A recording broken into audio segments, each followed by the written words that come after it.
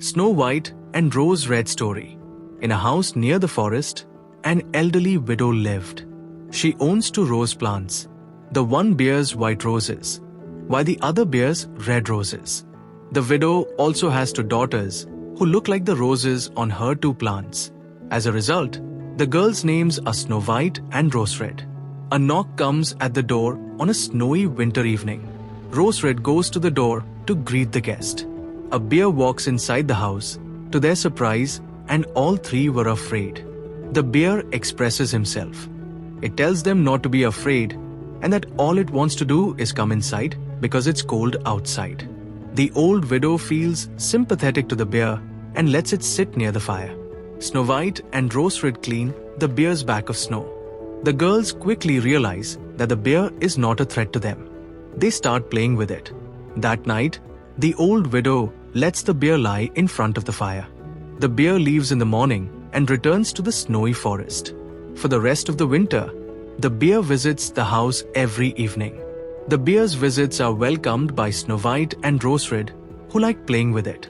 Before leaving one morning as winter comes to an end, the bear informs Snow White that it will not be returning for the entire summer.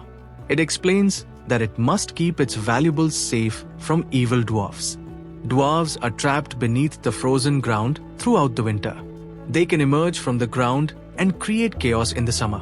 Some of the bears forgets trapped on the door as it exits.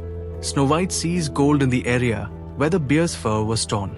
After some time, the old widow sends Snow White and Rose Red to collect firewood. They come across a dwarf.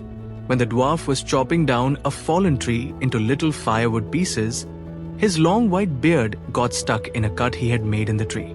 Snow White and Rose Red try, but fail to take the dwarf's beard from the tree. Snow White eventually takes out her scissors and chops the dwarf's beard off. Instead of thanking the 2 girls for rescuing him, the dwarf becomes angry over the loss of his beard's end.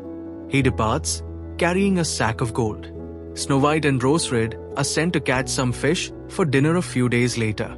They run into the same dwarf once more.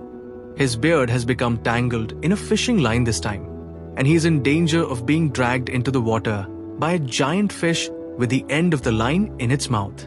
Snow White and Rose Red are unable to remove it.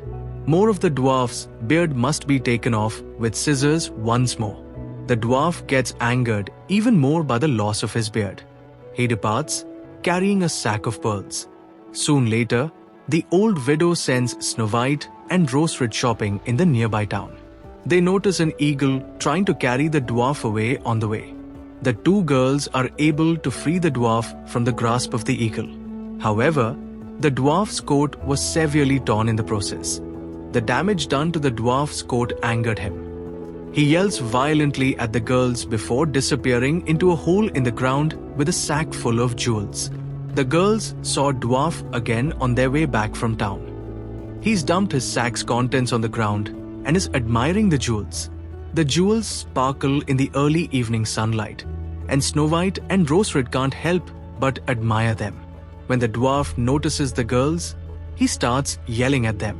At that point, a bear comes from the woods and approaches the dwarf. The dwarf begs the bear to leave him alone.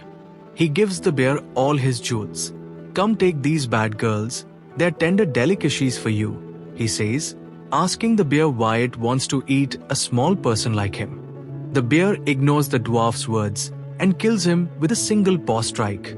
The 2 terrified girls run. They recognize the bear's voice as it called out to them. Instead of a bear, Snow White and Rose Red find a young man dressed in gold when they come.